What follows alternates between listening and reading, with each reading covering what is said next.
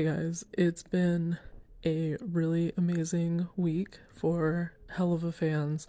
We got Hell's Bells and the new trailer dropped. The big thing that I was really happy about with this short is that any gripes I had about Millie, I have let go.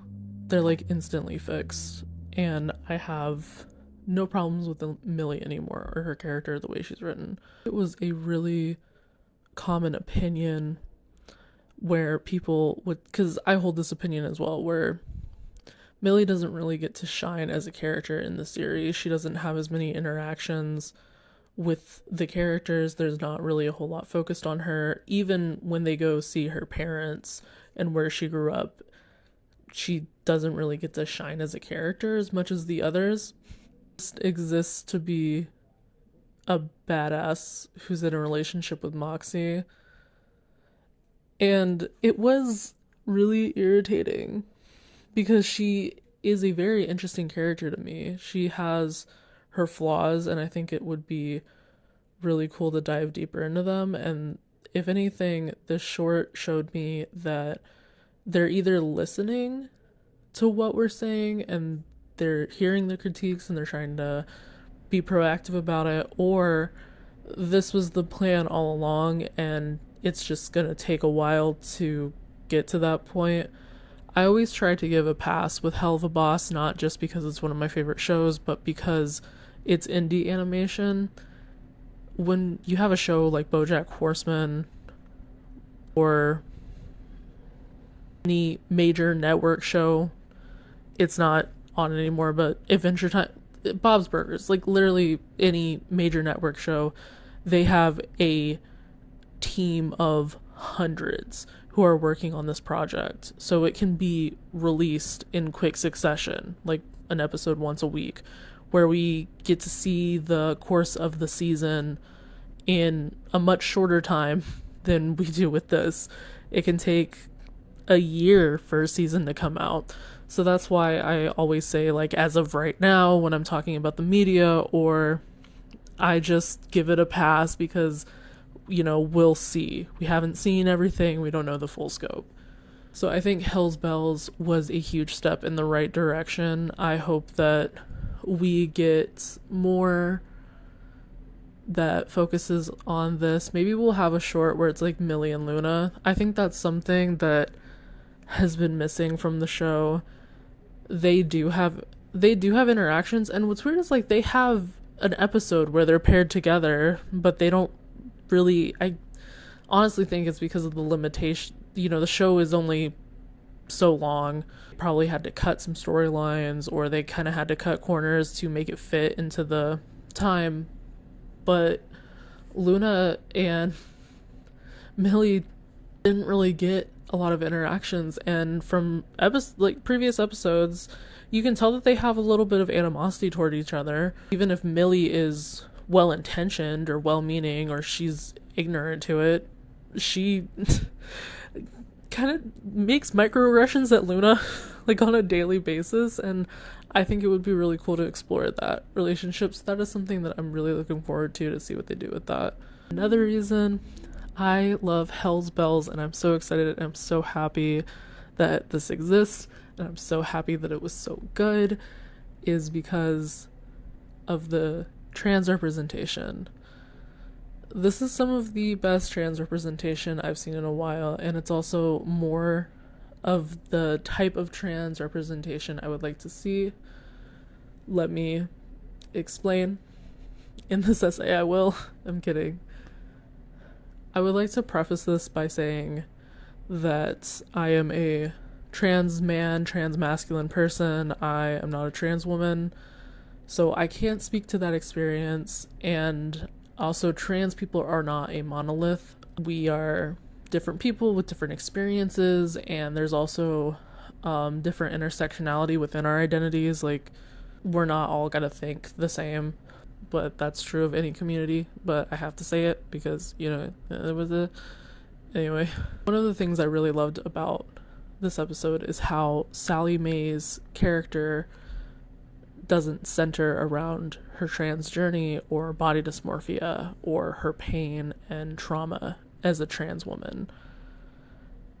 It hasn't done that in the other episode that she was featured, but she didn't really get a lot of screen time, so I feel like that wasn't going to be an issue to begin with. But this short centers around her and her relationship with her sister.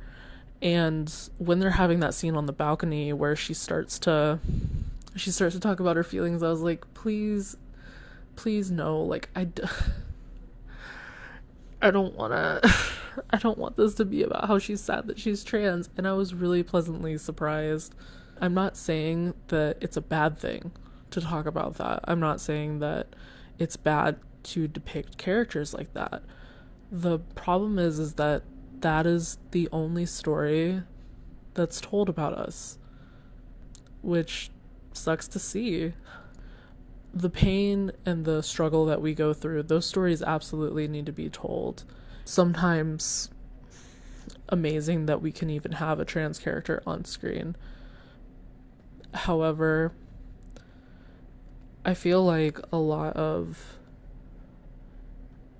non-trans writers, and I'm really excited. Like, I'm so excited that Sally Mae was voiced by a trans woman, and also this episode was written by her as well. I love her so much. You think that would be a no-brainer to have a trans woman voiced by a trans woman, but it's really not common, so I'm just really happy for that. But this shows that we should be able to write our own stories, and when we do, it's so beautiful, and it's really cathartic for me, because a lot of non-trans writers, I feel like they are very well intentioned, and it's okay. People do need to be educated about what it means to be trans, or what a trans person is, because a lot of people still don't understand it, or they don't know. So I get it. But when trans people are in media, many times it is very like after school specially, or sort of, I guess like clinical, in the sense of they're like, I am trans. This means I was born this way. And I don't watch the show anymore, but it's kind of like in Big Mouth when she's like, that means I'm pansexual. That means that I like tacos or burritos, or someone who had a taco and now has a burrito. It's like that, where it's just like, okay, is this Sesame Street for grown-ups? Like, but the other side of that is, most of the time, I think there was actually like statistics and surveys on this where, like what percentage of media contained a trans character, and like what percentage was the person alive. But often when trans people are depicted in media, we're depicted as sad, or having to struggle through transphobia, or struggling to transition, or not being able to transition. Like, our stories about us are centered around our pain, and when all you see is pain depicted about you, you kind of subconsciously think that your entire existence is, one, to feel pain and to be ashamed, or to feel othered. Even when it's well intentioned, when you have someone who is constant examples of people explaining, like, oh, this is what I am, and da da da da, it feels very othering. It's like, how come whenever I'm on screen, or someone like me is on screen, it has to be explained? Like, how come I can't just be? And that's why I love Helluva Boss so much. It does trans representation so well. I like how Vizzy, through her character design, made it where male and female imps have different horns, and you can tell that a character is trans even without them saying it. it's kind of like a pronoun pin or something. Like, and I'm not saying everyone who wears pronoun pins is trans, but it's like a, I guess it's like a pride pin. Like, it's cool. It's a very subtle way, and I think that's what more trans people want, is the subtle, well, no, I'm not going to speak for all trans people. And that's what I've been wanting for media for a while, is just subtle representation, because when you make subtle representation, or you don't point it out as this other thing that needs to be explained, it makes us feel like we belong. It makes us feel like we're not this oddity, or we're not this novelty, or this like exotic cool thing. We're just there. You know, we are humans. We have the same experiences that everyone else does. Our experience might be different because we're trans, but you know, we still miss our family. We still feel responsibility for our families. Like, we have issues with our siblings, but we feel joy. We like in this in this short, I loved how it showed her like doing just basic ass shit. Like, you having a day out with your sister, and you go to a spa, or you go to an arcade, or you go to a club. Like, it was so beautiful to see. Like, I just felt such joy.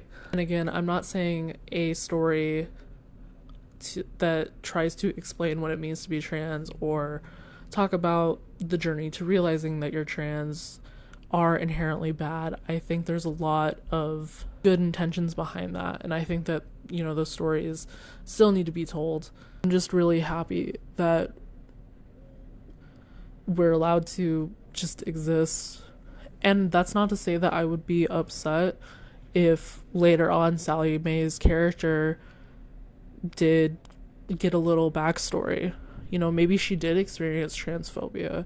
From what I've seen, homophobia and transphobia aren't really like a big issue like it is in the real world. I mean, we know homophobia exists, like at Crimson, but what we've seen, again, from what we've seen, it hasn't like been a prevalent plot point.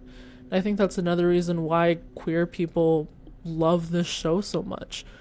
It's a safe space, and things happen in the show that can relate to queer issues, but it's not so real that you feel that pain. Like, a real quick example, Fizz and Ozzy's relationship can be very, like, it's a queer relationship, so of course it's relatable, but it can be very relatable to queer people because they have a secret relationship and they're afraid of it being found out. And it's not because they're queer, it's because of the circumstances around the relationship. And that is so smart and nuanced, because it's like, I relate to that so much. Like, I had so many secret relationships like in high school because I was a queer kid, but it's like I know how they feel and I can empathize with them, but it's also not like, ah, damn, oh, I had to deal with that in high school and that was so rough. You know, it's not hitting a sore spot for me or a place of pain. It's just like, oh my god, like, yeah, I know what that's like. I feel these characters. And that's something that Helluva Boss just does so well. Giving characters conflict and issues that are grounded in reality, but they're not so grounded that it's more open-ended, and it can be sort of a catharsis in that way, where it's like, I'm not reliving or re-experiencing trauma or specific struggles I went through, but I can still release it by seeing something similar. Like when Sally Mae starts talking about how she just felt like she was so alone and all these responsibilities were bogging down on her since Millie left. I'm assuming that she's the oldest and she feels responsible. She feels all this pressure and isolation because Millie left, not because she's trans, but as a trans person, I relate to feeling isolated. I relate to feeling pressure to conform by my family. Like, yeah, I am so just in love with this. I am totally buying merch. This has been like really rambly. I might re-record this actually, but it's just, God, I love Hell's Bells. I love Hell's Bells so much. Oh my God. And we got a new trailer and I was so excited. I can't wait. Harvey Gullivan is gonna be in it and I'm so excited. I'm so proud of him. I'm literally like, I feel so much joy as a Helluva Boss fan. Like what a time to be alive. Well, I hope you guys enjoyed this one and let me know your thoughts. Bye. I hope you have a good night.